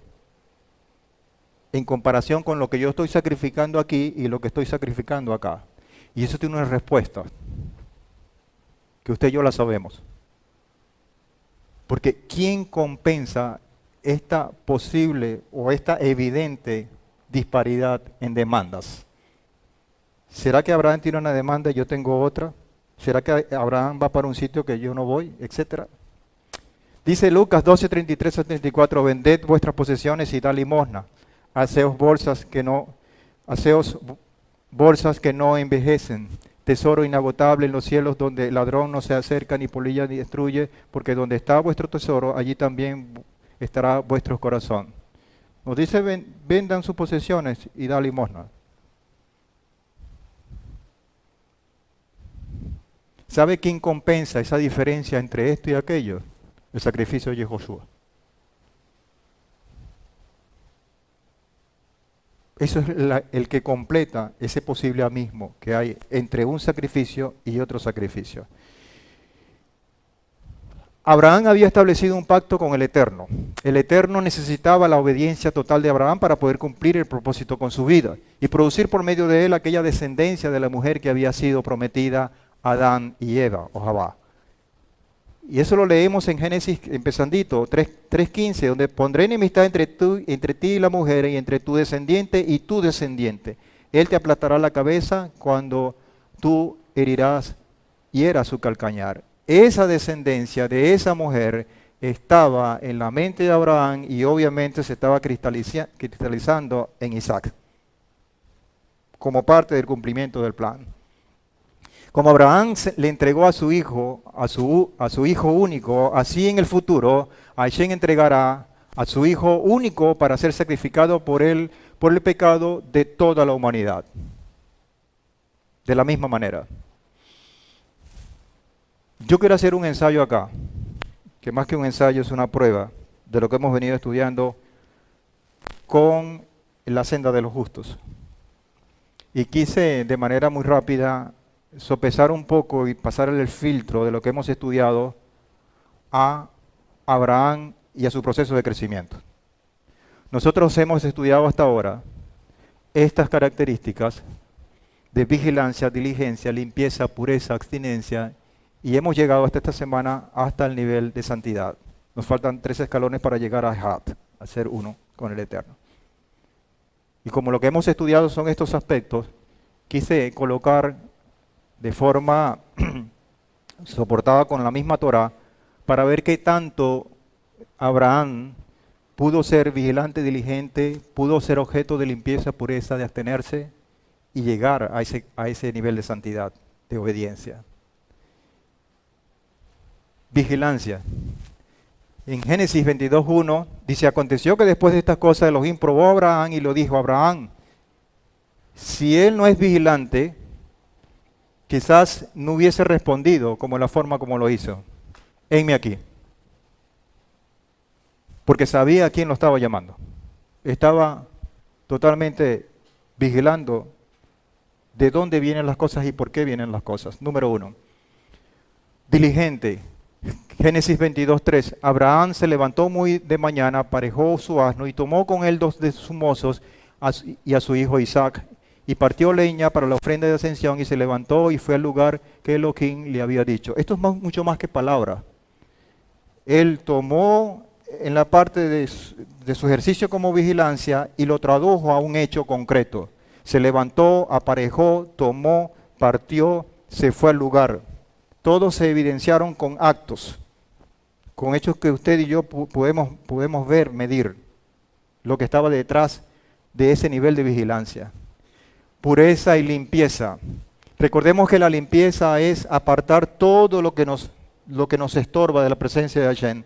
Y pureza es llenarnos de esa condición de espiritualidad que nos acerca a Hashem. Estas 2 cosas, tanto de limpieza como pureza, en la vida de Abraham se ve. Y pudiéramos determinar, no solamente en este aspecto, sino en los demás, cualquier cantidad de versículos que evidencian cada condición. Pero aquí en Génesis capítulo 12, versículos 4 y 8, se ve muy claramente que él procuró limpiarse de las cosas que le estorbaban y llenarse de las cosas que le acercaban a Hashem. En primer lugar, dice Génesis 12:4, dice, se fue entonces Abraham como Adonai le había hablado, y Lot fue con él. Y era Abraham de 75 años cuando salió de Harán. Salió, y todos sabemos que había allá en Ur de los Caldeos. Por parte de la historia, por parte de todos los dichos de nuestro pueblo, que estaba dejando. Por lo tanto, estaba iniciando un proceso de limpieza. Pero no solamente estaba apartando, estaba desplazando de su vida lo que le estorbaba, sino que iba a llenar ese espacio vacío con grandeza, con espiritualidad. Y dice el verso 8, dice Génesis 12, y de allí se desplazó hacia la montaña, al oriente de Betel, y plantó su tienda teniendo Betel al occidente y Jai al oriente. Y luego edificó allí un altar a Adonai e invocó el nombre de Adonai. Desplazó lo que le estorbaba y se llenó de la presencia de Hashem a través de ese altar. Esa es la característica que vemos allí. Hemos estudiado el nivel de abstinencia. Y recordemos que la abstinencia no es el nivel básico de abstenernos de lo malo. Yo me voy a abstener de fumar porque eso es daño. Yo me voy a abstener de esto, no. Ese nivel de abstinencia, obvio que es natural y que es bueno que lo hagamos. Pero la abstinencia del cual hemos estado hablando en el estudio es aquella abstinencia que pudiera ser buena. Todo me es lícito, pero no todo me edifica, no todo es para mi bien. A esa abstinencia que describió Pablo muy bien es la que se está refiriendo Ranjal, de la cual el mismo Abraham tuvo unas características tremendas. Y yo no conseguí otro ejemplo sino ese. ¿Quién se va a abstener de su hijo? ¿Qué padre se va a abstener de su hijo? Nadie. Sin embargo, por tener una visión más amplia, más arriba, y por muchas veces, incluso ahí estaba la madre Sara diciéndole las cosas por boca de Hashem, en boca de Sara, y dice Génesis 21:14, Abraham entonces se levantó temprano en la mañana, tomó pan, un odre con agua y se lo dio a Agar, poniendo sobre su espada también al niño y lo despidió, y ella se fue y anduvo errante por el desierto de Beersheba. Se abstuvo de su hijo. Por lo tanto, el nivel de abstinencia, que es un nivel mucho más superior, o más superior que todos estos niveles, pero es consecuencia de esto, estaba siendo presente en Abraham. Por último, el nivel de santidad, el cual yo lo veo como un regalo, por lo que hemos estudiado. Es un regalo que compensa ese crecimiento, ese esfuerzo, y ya lo vamos a estudiar ya terminando esto. La santidad como regalo. La etapa final de la santidad, vamos a graficar un poquito esto. No salga nadie porque se perdió un marcador. No, otro. Son dos, no me engañen.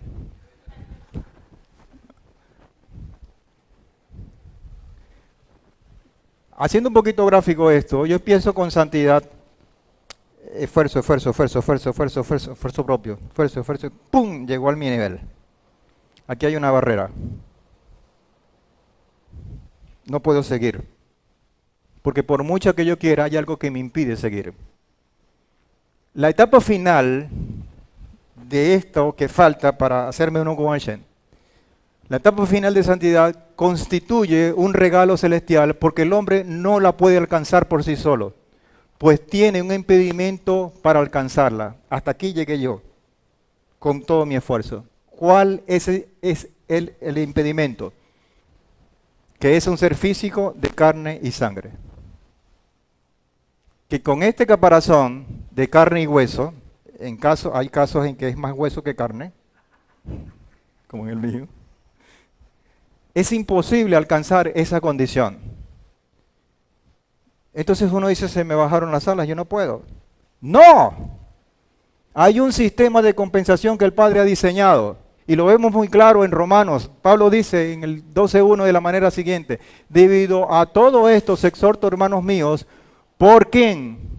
Por las misericordias del Padre. Porque es a través de esa misericordia que el Padre, alguien que me ayude, por favor. Ajá. Es a través de la misericordia del Padre que va a llenar este espacio a punta de regalo, de gracia, de misericordia. Porque solo no podemos. Por eso es que Él antepone esa misericordia a Adonai.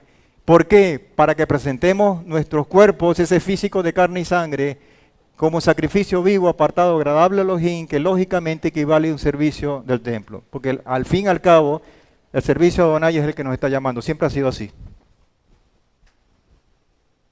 Entonces, activemos, démosle gracias al Padre por esas misericordias que hoy se están haciendo activas en nuestra vida. Vemos con claridad lo que pasa en la vida de Abraham, en esa santidad como regalo. Porque al final dice el capítulo 22 de Bereshit, 17 al 18, por cuanto has hecho esto, todo el esfuerzo, entonces dice, y no has rehusado a tu hijo, tu único, ciertamente entonces yo te bendeciré y te multiplicaré inmensamente de tu descendencia como las estrellas de los cielos, como la arena que hay en la orilla del mar, y tu descendencia poseerá la puerta de sus enemigos.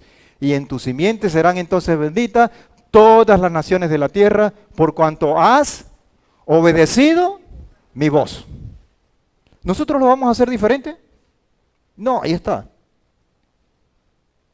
Seamos parte, hermanos, de ese firmamento. Si somos hijos de la libertad, de la libre, nosotros también tenemos que ser igual, obedientes a la voz del Eterno. No hay otra forma. No hay otra manera de hacerlo. Génesis 22:5, y dijo Abraham a sus mozos, permaneced aquí con el asno, que yo y el muchacho iremos allí, hasta allí, y nos postraremos. Y después, ¿qué dice, hermano María? Regresaremos con vosotros.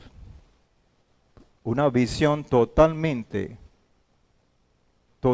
inundada del Padre Celestial de lo que se iba a hacer. Es decir, la expresión regresaremos indica que Abraham creía que el Eterno iba a resucitar a su hijo por causa de las promesas que había dado por medio de él. Y esto lo podemos certificar en Hebreos 11, 17 al 19. Por la fe, Abraham, cuando fue probado, ofreció a Isaac, y el que había recibido las promesas ofrecía a su único hijo, a quien se le dijo, en Isaac te será llamada descendencia. Yo resalté eso así porque esa descendencia somos todos nosotros. Él consideró que Elohim era poderoso para levantar aún de entre los muertos, de donde también en sentido figurado lo volvió a recibir. Aquí tenemos entonces la imagen de Mashiach. La imagen de Mashiach y su sacrificio. Había dos elementos de fe en Abraham en cuanto a su hijo. Creyó en Hashem para que el hijo fuera engendrado de manera milagrosa, pero también creyó en Hashem para que ser parte de esa resurrección del propio hijo. De la misma fe es para todos nosotros los hijos celestiales de Abraham. Creer que el hijo de Elohim ha sido engendrado de manera milagrosa y creer que Hashem lo ha levantado de los muertos. Como dice Romanos 14, 16 al 25, por eso es por fe, para que esté de acuerdo con la gracia, a fin de que la promesa sea firme para toda la posteridad, no solo a los que son de la ley, sino también a los que son de la fe de Abraham, el cual es Padre de todos nosotros, como está escrito, te he hecho Padre de muchas naciones, delante de aquel en quien creyó, es decir, Elohim, que da vida a los muertos y llama a las cosas que no existen como si existieran. Él creyó en esperanza contra esperanza, a fin de llegar a ser padre de muchas naciones, conforme a lo que se le había dicho, así será tu descendencia. Y sin debilidades o sin debilitarse, en la fe contempló su propio cuerpo. Sin debilitarse, sin sentir aminoramiento en todo esto, contempló su propio cuerpo como parte limitante, dice que ya estaba como muerto, puesto que tenía como 100 años y la esterilidad de la matriz de Sara. Sin embargo, respecto a la promesa de Elohim, no titubeó con incredulidad, sino que se fortaleció en fe, dando gloria a Elohim y estando plenamente convencido de que del que lo había prometido, poderoso era también para cumplirlo. Por lo cual, también su fe le fue contada por justicia. Y no solo por él fue escrito que le fue contada, sino también por nosotros a quienes será contada, como los que creen en aquel que levantó de los muertos a Yehoshua nuestro Señor, el cual fue entregado por causa de nuestras transgresiones y resucitado para nuestra justificación. No hay mayor conclusión de la que está escrita acá en la misma palabra. Génesis 22, 19. Dice, y regresó Abraham. No regresaron juntos, aparentemente. Y regresó Abraham a sus mozos, luego levantaron y fueron juntos a Beerseba. Y la pregunta obligada es, ¿y dónde está Isaac? Obviamente, al desaparecer Isaac de la escena o del relato de la Torá, no aparece Isaac nuevamente, sino hasta el capítulo 24, versículo 62. ¿Y qué estaba narrando en ese momento? Cuando aparece la novia de Isaac, su esposa. Ahí aparece Isaac. ¿Qué te quiere decir esta palabra hoy? Esto, hermano. Nuestro Mesías se fue y no ha aparecido otra vez. Él va a venir cuando Rivka esté preparada. De la misma manera, Yehoshua se fue después de su muerte y resurrección y no será visto hasta que su novia esté sin mancha ni arruga ni cosa semejante, lista para las bodas del Cordero. Como dice finalmente en Eclesiastés 9, 7 al 8. Anda, come tu pan con gozo y bebe tu vino con corazón alegre, porque tus obras ya son aceptables al Shem. En todo tiempo sean blancas tus vestiduras y nunca falte ungüento sobre tu cabeza. Yo creo que Abraham o el Padre a través de Abraham esta mañana nos ha dejado un gran mensaje. Y creo que nosotros tenemos que ser consecuentes a ello. Creo que nosotros tenemos que revisar todas estas cosas de cara a lo que el Padre nos está demandando en estos últimos tiempos, que son muchas cosas, pero que al propio tiempo, viendo la demanda alta, nos está supliendo de grandes recursos, de grandes herramientas para hacerle frente a esta condición.